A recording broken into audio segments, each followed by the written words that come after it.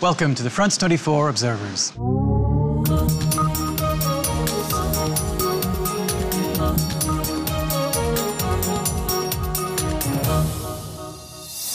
This show is based on our network of observers. They're ordinary people who tell us what's going on where they are and send in photos and videos to document it.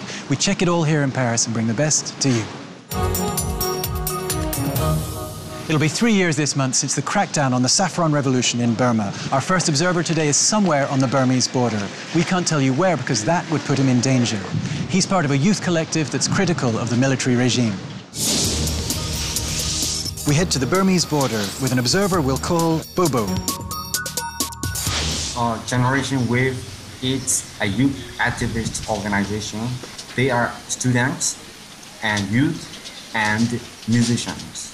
And one of our founders, he is now in prison. He is also a hip-hop singer, very, very famous. He studied hip-hop in Burma.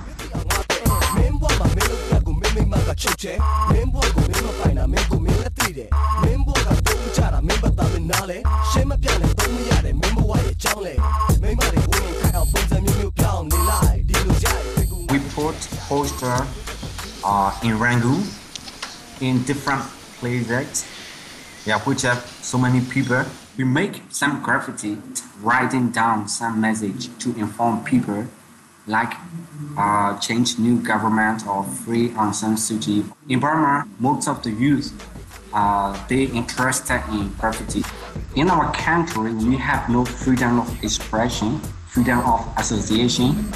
If we do politics, we can be in problem. We have 23 members in prison right now. So it's very dangerous for people who are active in politics in Burma. Next up, the uncanny valley effect. That's a phenomenon in the world of robotics and special effect. When you're making a robot or a doll, say, and it gets too realistic, it looks too much like a real human being, then it gets creepy.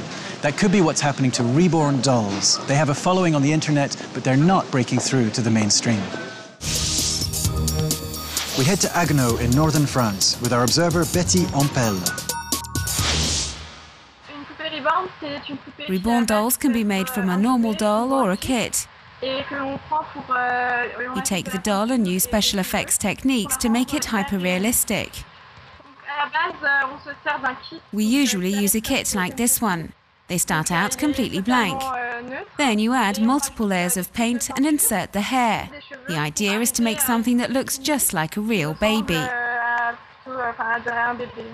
I sell my Reborn dolls on eBay and on my own website. The price varies depending on the cost of the raw materials.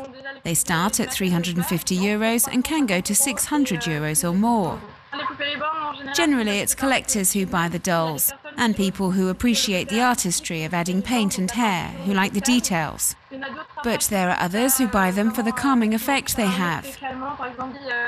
Sometimes people who've had children themselves, older parents whose kids are grown, they miss having children around. Their kids grow up too soon and they like the idea of having a little baby in the house. Finally today, going out in style. That's what some people in Ghana choose to do, to leave this earth in a fitting reflection of the way they lived their lives when they were still here. We head to Teshi, near the capital Accra, with our observer Eric Agite Anang. So this was something which was introduced by my grandfather in the 50s. When my great-grandmother died, they had to make a coffin because the old woman was always dreaming of traveling, which she couldn't make it before she died. So she was eventually buried in the airplane coffin. What we do most of the time goes to the occupation of the disease, the film director.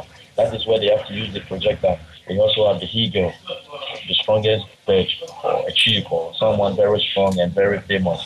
We also use the lion and other samples, the lion, the tiger, and leopard. We also have a case where we use the Mercedes-Benz, which is also a symbol of wealth. We have great beliefs here. We have the Islamic, the Christianity, and then the traditionalists. You know, the Muslims, they have one coffin, and then when they go, they just bring the coffin back. And the Christians, they take the classical ones, I mean the American type. But the traditional people, they design the fancy ones. That's it for this week. As always, you can find more reports from our observers on our website. See you next time.